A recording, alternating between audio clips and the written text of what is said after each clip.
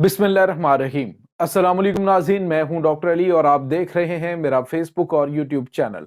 नाज़रीन, बहुत अहम तरीन डेवलपमेंट, बहुत बड़ी खबर है। रूस ने सिर्फ एक रात के अंदर पूरी की पूरी शाम की गेम को पलट के रख दिया है।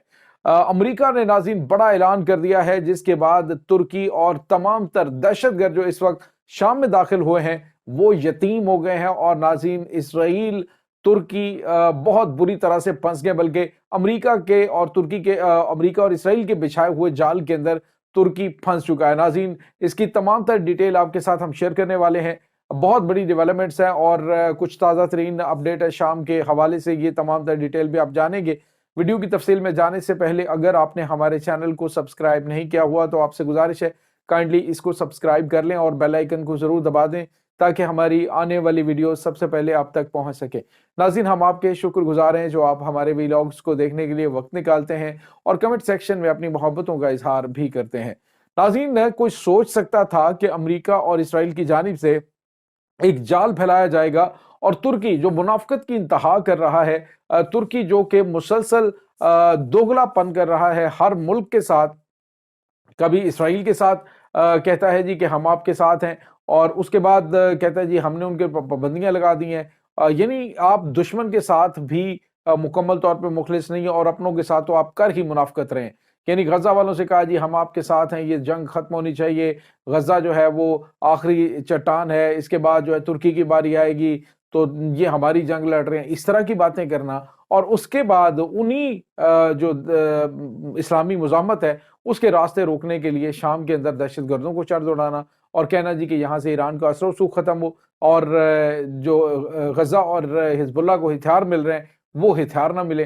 तो मुनाफकत जो है वो आहिस्ता आहिस्ता बेनकाब होते होते शाम के मैदान में आकर तुर्की बिल्कुल नंगा हो गया है।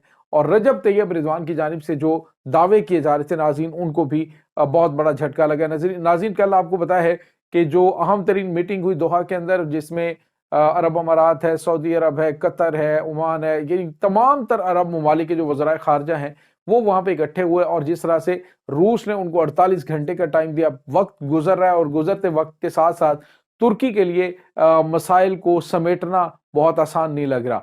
नाज़रीन, आपको ये बताते चलें कि 48 घंटे गुजरने के बाद उन्होंने तबाहकुन हमले करने का ऐलान कर रखा है, जिसमें बड़ी तादाद के अंदर नाज़रीन इराक से फोर्सेस जो हैं वो दाखिल होना शुरू हो गए हैं। अभी जो ताज़ा तरीन खबर है वो ये है कि रात को तकरीबन 2000 के करीब जो हशद शाबी जो है उसके कमांडोज वो दाखिल हुए हैं और उन्होंने अब अहम तरीन महाजों के ऊपर पोजीशनें संभाल ली हैं। नाज़रीन, यहाँ पे आपको ये बताते चलें कि अब जो बड़ी डेवलपमेंट हुई है वो ये है कि जो डोनाल्ड ट्रंप है 20 तारीख को वो इक़्तिदार संभाल रहे हैं, हलफ बर्दारी उनकी होने वाली है। तो डोनाल्ड ट्रंप ने एक बड़ा बयान दिया है। उसने कहा है कि शाम की जंग से अमेरिका का कोई लेना देना नहीं। मतलब आप जरा समझने की कोशिश कीजिए, ईरान ने कहा था कि तुर्की जो है वो अमेरिका और इसराइल के बिछाए हुए जाल में फंस चुका है और इसको ऐसा नहीं करना चाहिए था। ये बात उन्होंने कही, उन्होंने कहा इनको ऐसा नहीं करना चाहिए था। इसी तरह से बशार अल असद ने भी कहा कि तुर्की को चाहिए था कि जितना वो ताकतवर है तो वो गजा में मजलूम फलस्तीनियों की मदद करता, बजाय इसके कि वो हमारी हुकूमत के खिलाफ हो या उसको गिराने के लिए अपना किरदार अदा कर रहा है। तो अब नाज़रीन, जब इसने देखा, रजब तैयब रिजवान ने पहले तो उसने रूस को भी कहा जी मेरा जंग से कोई लेना देना नहीं।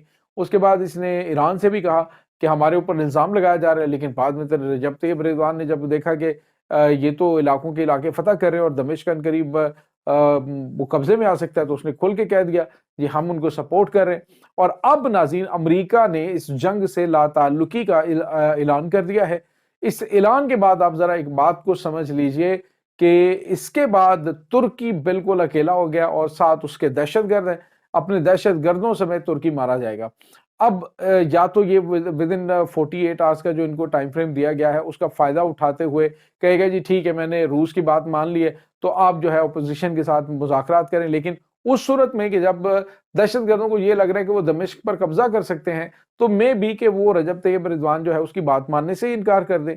और अगर उसने इनकार कर दिया तो नाज़रीन तुर्की मारा जाएगा बहुत बुरी तरह से। बहुत बुरी तरह से वो नाज़रीन साइड पे हो जाएगा। एक तो आपको पता है कि तुर्की ने नाटो की मेंबरशिप है उससे भी विड्रॉ कर दिया है और डॉक्यूमेंटेशन वगैरह जो है वो मुकम्मल हो गई है, इनकी दस्तखत वगैरह हो चुके हैं। तो ये एक बहुत बड़ा मसला नाज़रीन अब तुर्की के लिए खड़ा हो जाएगा। ہم آپ کو مسلسل آگاہ کر رہے ہیں کہ جو شام کی جنگ ہے اس میں کبھی بھی نہ روس اور نہ ایران کبھی نہیں چاہیں گے کہ وہ اس جنگ کے اندر جو ہے وہ اس کو بشار الاسد کی حکومت کو کھو دیں۔ اب بشار الاسد کی حکومت ناظرین اس سے بھی مشکل ترین حالات دیکھ چکی ہے۔ بظاہر تو ان کی جانب سے سوشل میڈیا پہ تو آپ دیکھیں گے تو وہ کہیں گے لو جی دمشق کے اوپر جھنڈا لہرا دیا گیا ہے، بشار الاسد کو جو ہے وہ گرفتار کر لیا گیا ہے، اس کے پورے خاندان کو کاٹ ڈالا گیا ہے، تو جناب مجاہد یہاں پہ داخل ہو گئے، مجاہد یہاں پہ داخل، اس طرح کی ساری باتیں آپ کو جھوٹ کا پلندہ پراپوگنڈا اس وقت جو ہے سوشل میڈیا پہ نظر آ رہا ہے۔ گراؤنڈ فیکٹ یہ ہے کہ بہت بری طرح سے دہشت گرد اور ترکی پھنس چکے ہیں۔ امریکہ اپنا جو ہے بازو چھڑا کے نکل چکا ہے۔ امریکہ نے واضح طور پہ ٹرمپ نے کہہ دیا کہ ہمارا کوئی لینا دینا نہیں، مطلب یہ کہ اس جنگ میں مزید دہشت گردوں کو کوئی ایک پینی بھی نہیں ملے گی، اور امریکہ چاہے گا کہ اس کے خطے کے اندر جو اڈے محفوظ رہے۔ انہیں پتا ہے کہ اگر شام کے اندر حکومت چینج بھی ہو جاتی ہے تو بھی جو اسلامک ریزسٹنس ہے اور اس کا ایران کا اثر و رسوخ ہے وہ کم نہیں ہوگا، اور پھر ان کی جانب سے جو ایرانی حمایت یافتہ ملیشیاز ہیں ان کی جانب سے حملے کیے جائیں گے، ان کے فوجی اڈوں کے اوپر، ان کے ٹروپس کے اوپر حملے کیے جائیں گے، اور پھر اس بدامنی کو کور کرنے کے لیے انہیں ڈیفینیٹلی پھر اسرائیل کا سہارا لینا پڑے گا، اور اسرائیل کو مزید انہیں فنڈز دینے پڑیں گے۔ اس کے لیے لبنان کی جنگ بھی انہیں برداشت کرنی پڑے گی، غزہ کے اندر جو کچھ سلاٹر ہو رہا ہے اس کو بھی کرنا پڑے گا۔ اس لیے ترکی امریکہ نے کہا جی کہ ہمارا اس سے کوئی لینا دینا نہیں ہے ٹرمپ نے۔ تو اس کا مطلب آپ ذرا سمجھیے کہ ٹرمپ جو ہے وہ چاہ رہا ہے کہ کسی بھی معاملے میں وہ ابھی فی الحال نہ کودے، فی الحال وہ فوکس کرے صرف ایک چیز پہ کہ ڈی ڈالرائزیشن کے حوالے سے جو برکس ممالک نے ان کو چوٹ پہنچائی ہے اس کو انہوں نے ہیل کیسے کرنا ہے، کیسے انہوں نے بہتر سے بہتر معاملات کرنے ہیں۔ ناظرین یہ اس وقت تازہ ترین معاملات چل رہے ہیں۔ بظاہر آپ کو یوں لگ رہا ہے جی کہ آپ کو سوشل میڈیا پہ جو خبریں دی جا رہی ہیں کہ جی وہ تو بالکل آزادی کے قریب پہنچ چکے ہیں، وہ تو دمشق کے اوپر جھنڈا لہرانے والے ہیں، لیکن گراؤنڈ فیکٹ یہ ہے بری طرح سے پھنس چکے ہیں، بہت بری طرح سے پٹنے والے ہیں۔ گھنٹے گزر رہے ہیں اور جیسے ہی 48 آورز گزریں گے آپ کو بہت بڑی بڑی خبریں سننے کو ملیں گی ناظرین۔ یہ اس وقت معاملات چلائے جا رہے ہیں، اور ناظرین جو خفیہ طاقتیں ہیں انہوں نے جو مسلمان ممالک کو آپس میں لڑوانے کی پلاننگ کی تھی وہ اس میں بہت حد تک کامیاب رہے ہیں۔ اب جو ترکی ہے ڈیفینیٹلی اس کے اوپر نہ تو ایران کا بھی ٹرسٹ کر سکتا ہے، نہ اسلامک ریزسٹنس کا بھی ٹرسٹ کر سکتی ہے، اور نہ ہی حماس کی جانب سے ٹرسٹ کیا جائے گا۔